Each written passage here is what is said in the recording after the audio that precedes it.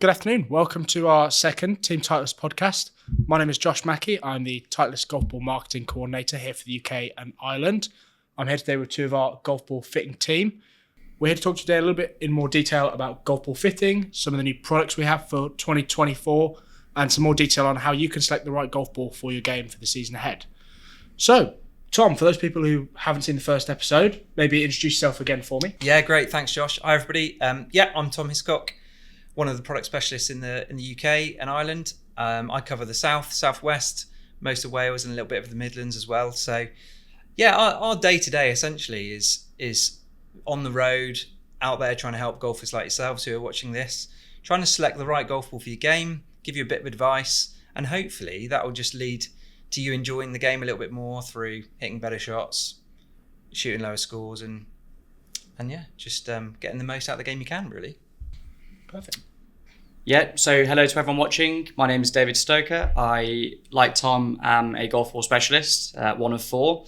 I cover parts of the Midlands as well, but primarily the north of England. And yeah, the mission is really to help golfers as much as possible understand the different models of golf ball better to try and help you shoot better scores. So, and soon to be hopefully a PGA graduate as well. Fingers crossed if all goes well. So currently a trainee professional. One more year to go on that. So yeah, with a bit of luck, I'll be a fully qualified PGA professional. Perfect. So we'll jump straight in. AVX, new version of the lineup in 2024. How has this product improved, and what can golfers expect from all new AVX? Yeah, I mean, AVX it's a great product. I mean, it's been in the line for 6 years. This is the 4th edition. Really, really excited about the new AVX. So it's a brand new golf ball, literally from core to cover. So we've got a new high gradient core, which is kind of technology we use in Pro V1. We've also got a high flex modulus casing layer, which is a bit stiffer, and we've got a brand new cover. We've also kind of got a brand new dimple pattern as well. So the new cover is softer, spins a little bit more, and the new dimple pattern is a kind of bit of a merger, let's say. It's kind of, we've taken what we knew about previous dimple pattern from AVX in prior generation, and we've kind of merged it with the dimple pattern of Torsoft as well. So it's a combination. It's a great mix. So you've talked there about a few of the technical changes we've made to the product. What does that mean for the end golfer? What are they going to see out of this new AVX that they maybe haven't seen in the old previous versions? They're going to see more of what they wanted to see with the old version. Right. So AVX is a golf ball which is designed for players who are seeking a longer golf ball through low spin, flatter in ball flight, softer in feel, and they want to see an increase in short game spin relative to the prior generation of AVX. And through making those changes, we've managed to tick every box. So yeah, I'm really excited about AVX this year. I think it's going to be an absolute winner. I know we've had a pretty strong start with it, especially from what we've done on the road. Absolutely. Really good golf ball. It's a cracking golf ball. Like at our fitting and education events, I feel like I've had more golfers talking about AVX, which is really interesting. People becoming more aware of it. Yeah, absolutely. And just have a few more questions around it. Obviously, like I mentioned earlier, it's been in the range for a little while now, but I feel this version in particular, we've got a new side stamp as well. Didn't mention that, did we? No. Brand new side stamp, which is a massive improvement for golfers when they're, it's something that we've been asked for from a putting perspective, which is obviously a bit of a preference. So yeah, really, really excited. You mentioned there about obviously people asking for certain things with a golf ball, whether that be new alignment aids or different performance aspects.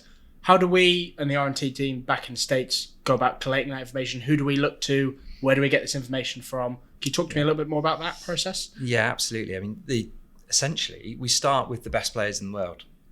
There's no better sounding board than the tour players, right? So not just on the PGA Tour, but on the DP World and on the women's LPGA and LET as well. They provide feedback based on what they see on the golf course and what they experience. We then go down to our sort of Team Titleist communities, our pyramid of influence, so our PGA professionals, our elite amateurs, our club golfers, our recreational golfers.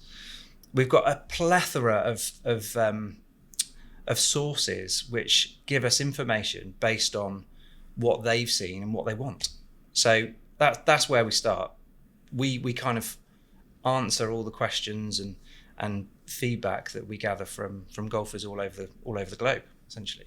And then the R&D team in the States take that information and start plugging away at different things of how can we improve the core? How can we to give them that result, right? And yeah, absolutely. And like with our golf clubs, there's a 2-year life cycle for every model in the range.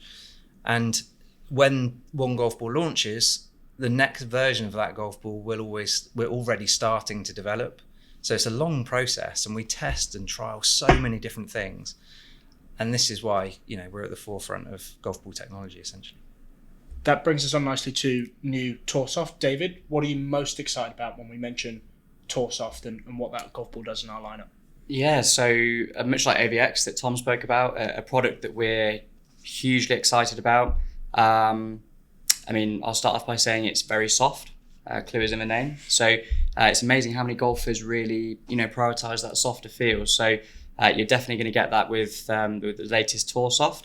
In terms of features and sort of benefits and how it perhaps differs to the prior generation, we have made the core of the golf ball actually slightly larger, and that's really, that's the engine of the golf ball. It's going to help deliver sort of more speed, so more ball speed, more distance, and then a new fuser blend cover material. So whenever we're making cover material softer, which we have here, we're always going to see more spin and control, particularly around the greens. So really great product, possibly more for, the golfer that's perhaps a little bit price sort of conscious, a great option. And you mentioned there, obviously making the cover softer. That's not necessarily the same as making the feel of a golf ball softer, even though we have done that in TourSoft as well, right? Absolutely. So overall feel of the golf ball is you can differentiate from how soft the cover is. So cover is the sort of primary factor, if you like, in determining spin and control. So whenever we're making the cover softer, like I say, we're generating more friction against the club face of those wedges and irons, therefore more spin. So interestingly, if we use Pro V1x as an example, that's one of our firmest golf balls, but actually the spinniest golf ball we produce. So really the overall feel doesn't really correlate with spin as such. Excellent. And as a golfer, I'm sat at home, and maybe I play TourSoft at the moment, maybe I don't, maybe I play a Velocity or a TruFeel. What should I be seeing in my game that maybe shouts out to me that I should be playing TourSoft? Like David said, I think it's very much a driver based on preference. So soft. If you want a nice soft feel golf ball, but you are playing something like TruFeel or Velocity, and you're looking for a little bit of added spin with the wedges, a little bit more kind of control, you could call it. From a distance point of view, from a flight point of view, it's going to be kind of mid-flight based golf ball. Distance, it's great. We've also got a slightly different alignment aid on the golf ball. So we've got the kind of the T shape. So we've got club face alignment, target alignment. So that's really useful, and something that, again, we've kind of developed through feedback on my Titleist and through the Team Titleist community. So we're really excited about TourSoft. I think there's some great golf balls this year, but TourSoft is certainly one of my faves. One question I see a lot of, and I'm sure you guys get asked this a lot as well, is I play a lot of different golf balls. I'm never really sure which one to land on or which one I should put in more often. How do you go ahead and help a golfer decide which golf ball they should play when they are chopping and changing quite a lot? Yeah, I mean... Do you want to take this one? Sorry, you were going to take that. Sorry, mate. This is a really interesting point, right? And this is something that we hear virtually every day. We hear so many golfers come up to us and say, I play Pro V1. Okay, do you play Pro V1 all the time? Not all the time. I play it on a Saturday in a comp or on a special occasion. But then during the week, when I'm practicing, playing socially, playing with my friends, I'll just play anything, really. That's a bit of a nightmare, because that golf ball is going to perform quite differently to that mixture you're going to use during the week. So we don't want you to have any surprises. If 1 minute you're using a mixture of golf balls, then you go out on the course the next day with Pro V1, for example, hit a shot and it does something very different. The first thing you're going to think is it's you as the player. But the golf ball change is huge, and it's going to impact performance in areas you might not expect. So genuinely, and one thing we recommend people do is either commit to playing that golf ball that you choose to play on a special occasion, or maybe come down the chain a little bit, spend a little bit less. So it's a little bit more affordable and justifiable based on the fact we lose golf balls. And find the golf ball that is kind of suiting your needs and preferences. And Toursoft we obviously have loads of options, but Toursoft is a great option if you're coming out of that kind of premium product. I guess to summarise that for everyone listening, we'd love everyone to play Pro V1, Pro V1x, Pro V1x Left Dash, because that's going to give them the most greenside spin and control, right? However, we know not everyone wants to do that, not everyone wants to pay that money. That's why we have all the different options we have, right, to suit different price points and different needs. Yeah, absolutely. And if I could jump in, I think just to sort of echo that, we want you to play the same ball all the time. We firmly believe that those premium products provide the best greenside control. And another sort of comment that we hear quite frequently is players not really thinking they're good enough to benefit from that. Mm-hmm. But actually, if we can say, certain golfers, higher handicaps possibly, are actually possibly going to utilise that control more because they actually miss the green more frequently. So it really is for everybody. We don't really differentiate based on handicap. Those products are for everybody. But at the same time, if cost is a factor or various performance characteristics that they're looking for in other, golf balls in the range, then, play something, like you said, that's, a little bit cheaper. You're actually going to probably play better golf doing that than, sort of chopping and changing. Definitely. And trying out different models. So keep it consistent. Yeah. So we've mentioned price quite a bit so far, as well as feel. I guess it's only right we move on to 2024 TruFeel. David, what improvements can TruFeel loyalists expect to see in the new model? Yeah, so again, brand new golf ball. So something that's been around for a long time, and again, very soft golf ball, and actually the softest that is in the range. So straight away, something that should appeal to a lot of golfers. Best in that category. So we've actually made a new TruFlex cover, which again is softer than the prior generation, really providing the golfer with more short game control. And we've been able to do that by actually making the core, so the largest part of the golf ball on the inside, a little bit smaller to actually accommodate that, thicker, softer cover. So going to see lots of greenside benefits there relative to the prior generation. So you've mentioned some quite technical changes we've made on that golf ball. Sure. One thing I hear a lot, TruFeel's our entry-level product. It's not as expensive as Pro V1. Surely it can't go through the same quality controls, the same R&D processes as Pro V1. Is that the case? Is it treated as lesser by our team? It's a massive assumption, isn't it? The great thing and the thing that we really pride ourselves on are the quality of our products, from a performance point of view, but also from a quality point of view. This is a bit cheesy, right? So forgive me, but I'm going to say it anyway. So the campaign behind TruFeel is trust every swing. We can guarantee you that when you're playing a product like TruFeel, regardless of whether it's the least expensive ball in the range, we guarantee you that you will get no surprises. That golf ball will do exactly what you expect it to do when you put your best swing on it. So, from a quality point of view, and to what you mentioned there, Josh, every golf ball in the range goes through 30 quality checks per layer of the golf ball. So, for example, TruFeel Velocity Toursoft 2-piece golf balls, they go through 60 quality checks before they go in the packet. And then obviously you can do the math for the rest of the range as we go up into the multi-layered golf balls. So the attention to detail is no less than Pro V1, for example. They're just less layers, so therefore there are less checks. But relative to the amount of layers they have, that golf ball is a great product and punches way above its weight for where it sits in the category. I guess that brings us on quite nicely. We'll go back to the top end. The other golf ball sat there that we maybe haven't spoken around too much in the past is Pro V1x Left Dash. There'll be some golfers sitting at home who have heard quite a lot about Left Dash, maybe play it currently, and a lot of golfers who have no idea what we're talking about when we say Pro V1x Left Dash and look at it on the shelf and think it is a Pro V1x. Can you tell me what is Pro V1x Left Dash and where does it come from?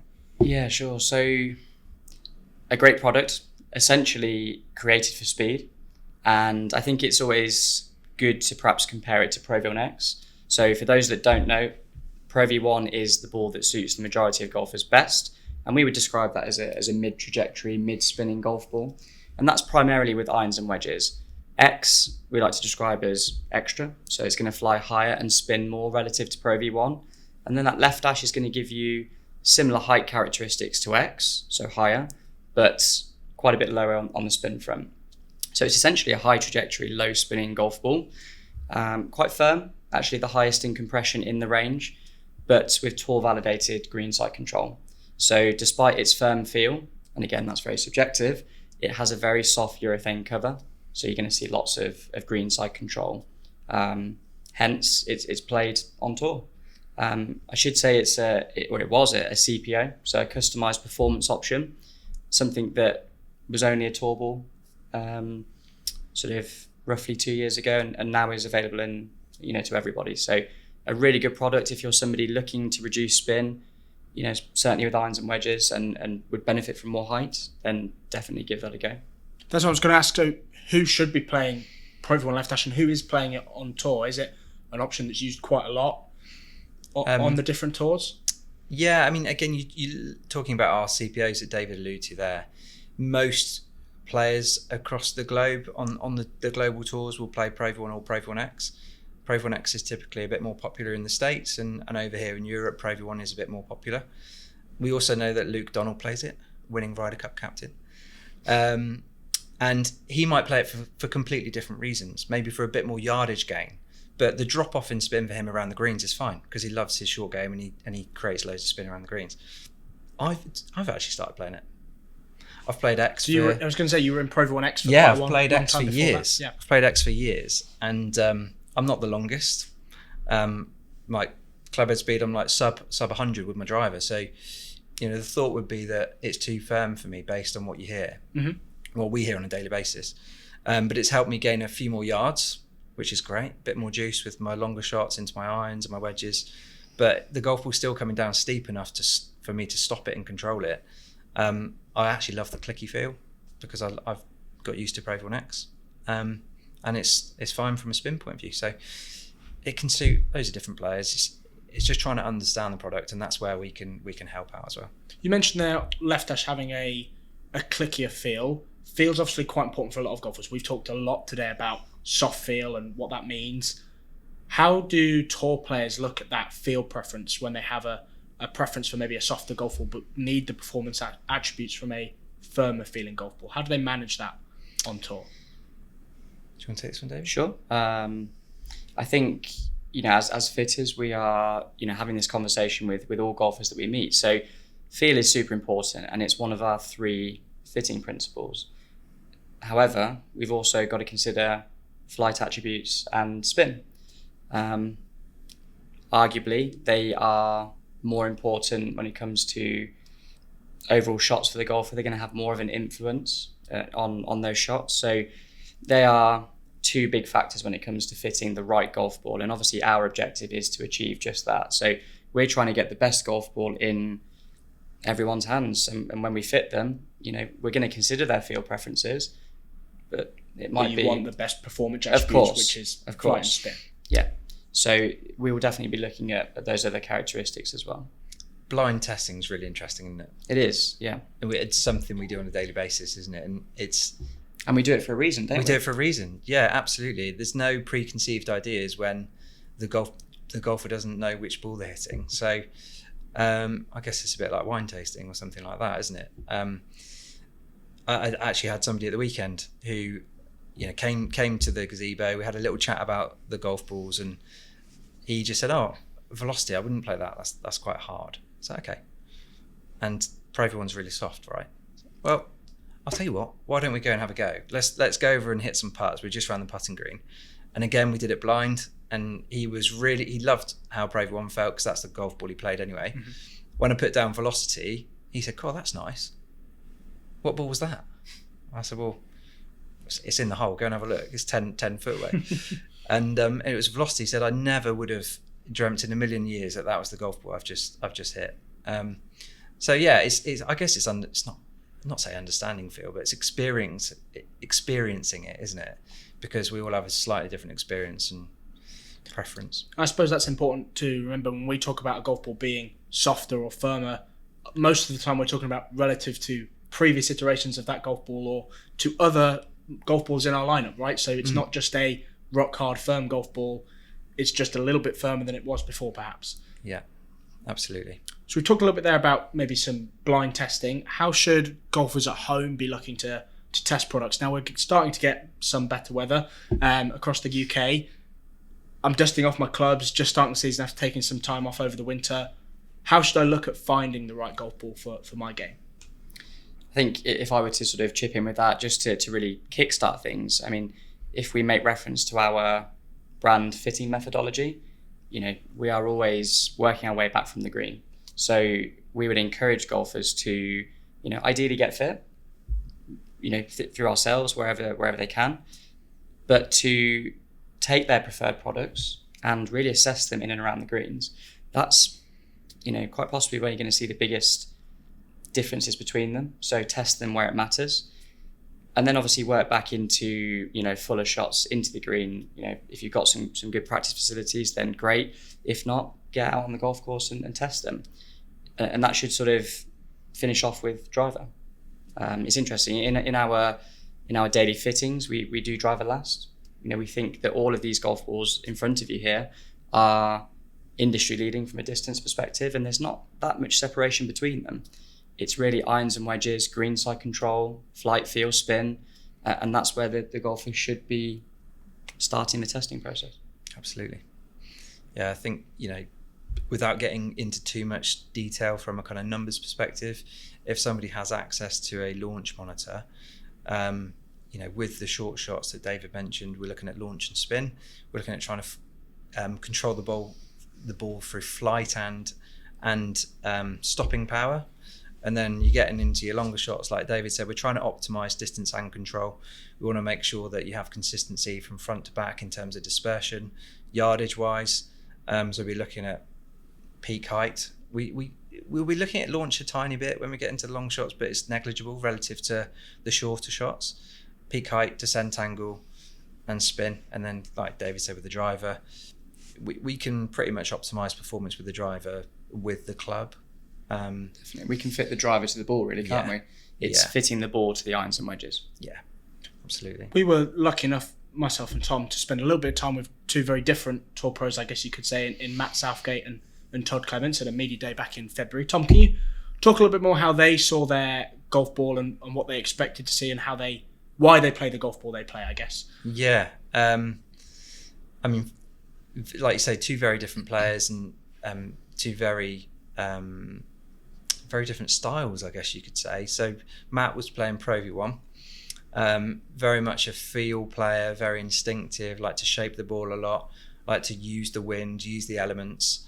And then Todd was quite naturally a kind of piercing flight, quite low with low spin.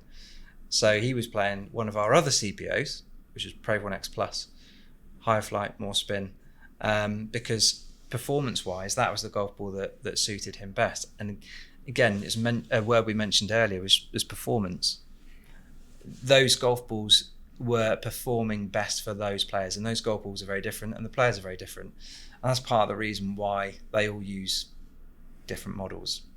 They have a few more options at that level, but like we mentioned earlier, most golfers or most players on tour will be playing either Pro V1 or Pro V1x. We've just got a couple of slightly different versions for those players who seek something a bit different, really. So I think that covers everything we wanted to talk through today. I hope you all have enjoyed this at home. And if you have any more questions or have any ideas you'd like us to cover next, please let us know in the comments below. Have a great day and enjoy your 2024 season.